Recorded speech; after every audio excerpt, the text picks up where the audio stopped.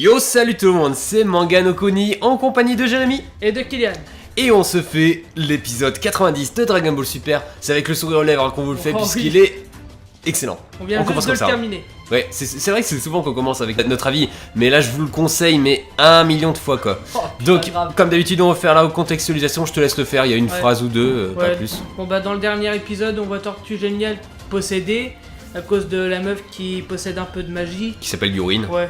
On voit Goku qui le sauve en faisant un petit Kamehameha. Et on voit aussi que Tenshinhan et Tortue Géniale vont rejoindre le tournoi. Et ça, c'est classe. Et pour des raisons de thunes.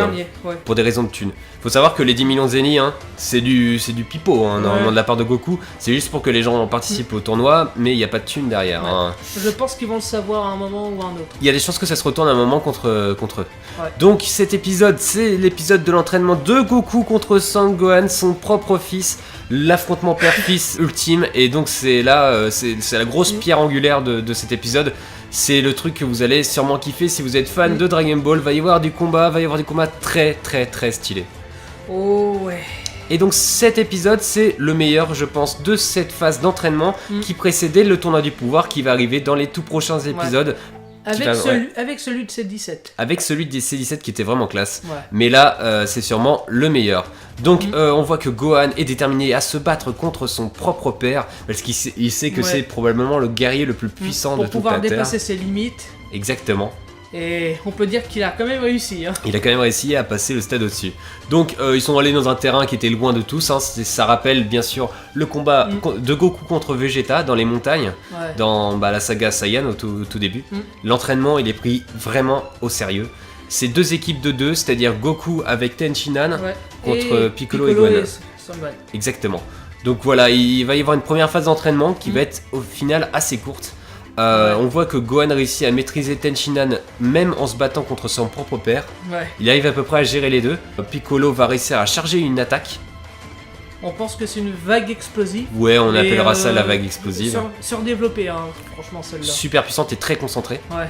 Et donc réussit du coup, grâce à l'aide de Gohan, à utiliser cette attaque et à renverser le combat et je crois à battre Goku en finale. Et Gohan, on voit que ses réflexes se sont améliorés. Hein. Oui, Gohan qui est vraiment devenu un vrai guerrier, un vrai Saiyan. Il est redevenu ce qu'il était au moment de la saga Buu. C'était quelque chose qui était vraiment reproché et c'était légitime. Dans Dragon Ball GT, c'était un étudiant.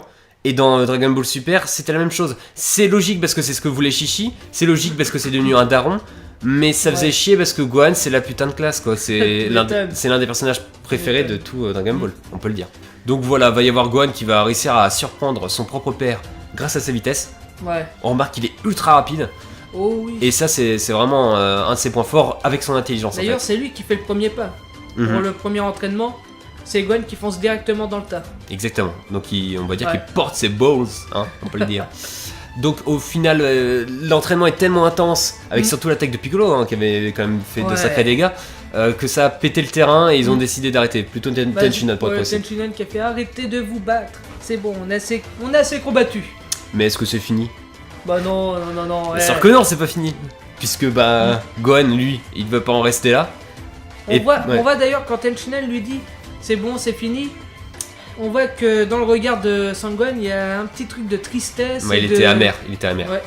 Et Tortue Géniale le dit, le combat n'est pas fini.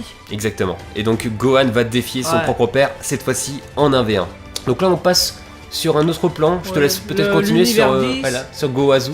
C'est-à-dire c'était le maître. 10, c'est le Kaio en fait de Zamasu, le grand méchant de l'arc précédent. Qui était vraiment classe aussi. Qui était ultra classe. Donc on voit Gohazu réfléchir pour une équipe. Et il reste plus que quelques heures. Donc il sait pas qui choisir et tout. Et on voit le dieu de la destruction de l'univers 10. C'est Ramushi qui s'appelle. Ouais. Et il a une tête d'éléphant. Vous verrez sûrement une photo. Avec son ange Kus. Je sais plus comment il s'appelle. Comme ça. Le dieu lui dit tu réfléchis trop avec ta tête, réagis avec ton instinct, nanana. Ton corps, machin. Ouais. Et du coup il va les montrer. Des bulks, des musclés pour l'univers 10, genre les muscles c'est plus fort que tout. Sauf que nous en tout cas c'est notre vision, la force ça sera pas l'unique force des équipes. Parce qu'en fait vu que c'est un battle royale et que c'est le premier qui tombe, il va pas y avoir seulement de la force, c'est obligé qu'il va y avoir des moments tactiques et d'intelligence, ça c'est sûr. Moi comme je l'ai dit, je pense que l'univers 10 va être le premier à tomber. Je pense que l'univers 10 va être un peu nul à chier. Mais on verra bien. Parce qu'on n'a pas vu tous les guerriers. Non, on a juste vu un. Ouais, un seul, et les 9 autres ont une capuche et tout, on les voit pas. Exactement. Mais on voit qu'ils sont musclés aussi. Donc on retourne sur Terre, cette fois-ci pour le combat entre Gohan et Goku. Histoire de recharger leur énergie, ils vont utiliser un Senzu. Et là ça va commencer directement sévère, hein. Goku va se transformer directement en petit Super Saiyan 2. Et Son-Gohan va passer directement en sa forme ultime.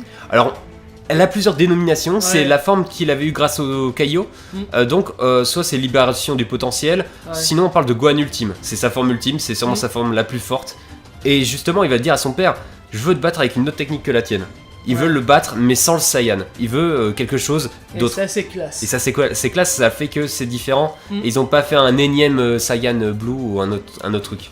Donc voilà, il y a le moment du combat, il y a Goku qui va réussir à enchaîner un Kamehameha pour que Gohan soit poussé dans ses retranchements. Gohan va riposter. Au début Goku domine mais au final Gohan va réussir à tenir tête. On voit la petite stratégie de Goku, tu sais, pendant leur Kamehameha, il arrête, il se téléporte et il se met juste devant Gohan pour lui mettre un coup.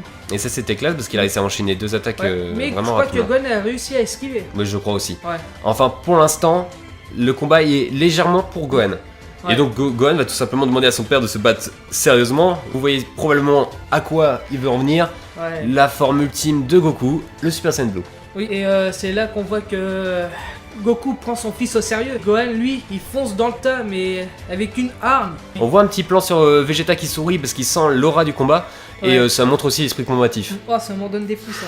Ça enchaîne sur Goku qui va plus que prendre au sérieux son fils. Il va pas sortir le Super Saiyan Blue, il va sortir le Super Saiyan Blue Kaioken x10, qui est tout simplement la forme la plus puissante de tous les Super Saiyan qui a été vue jusqu'à ce jour.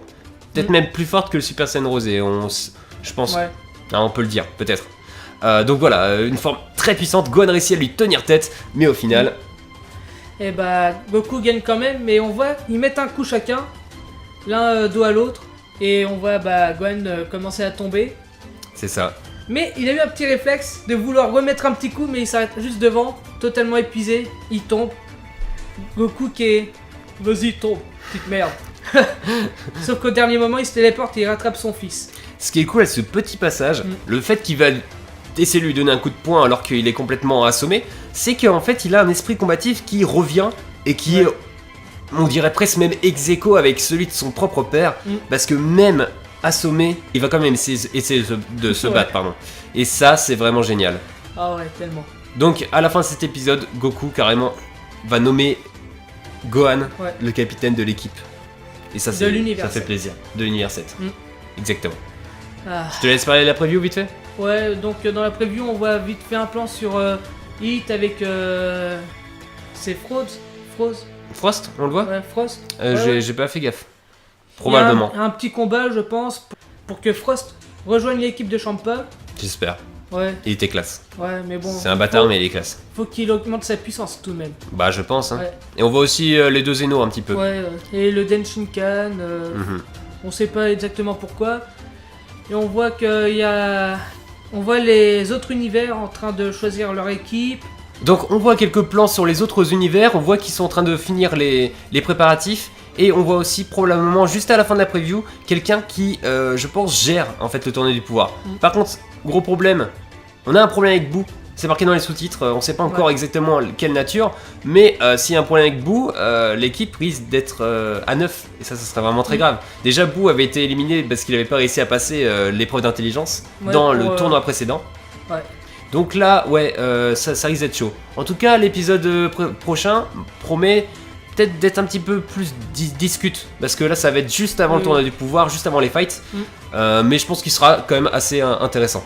Je te laisse faire tes impressions sur cet épisode. Bon cet épisode était juste merveilleux, sauf sur un point où il y avait le premier entraînement. La musique était, je trouve, pas du tout bien. Elle était mal choisie. Elle était mal choisie, ça allait pas du tout.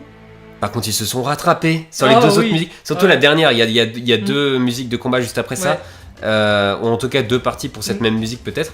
Mais au moment de la dernière partie du combat, c'est juste magistral. La musique, on entend comme si c'était deux dieux qui se battaient ou qui se parlaient. Ça rappelait un petit peu les musiques qu'il y avait eu pour Beerus contre Goku. En tout cas, vraiment génial. Tes impressions, c'est bon? Parce que perso, c'est pareil. Hein. C'est juste si vous êtes fan de DBS, si vous êtes fan de Dragon Ball tout court, foncez voir cet épisode. Au moins pour le fun. Il est vraiment génial. Il vaut vraiment le coup. Donc voilà, pas grand chose d'autre à dire. Hormis que il faut mater. Il faut mater cet épisode. Il est vraiment cool. Oui. Oh bah largement. En tout cas, on a passé un bon moment en votre compagnie, hein, derrière ton écran, je te vois. Allez, on arrête là. Salut tout le monde. Salut tout le monde.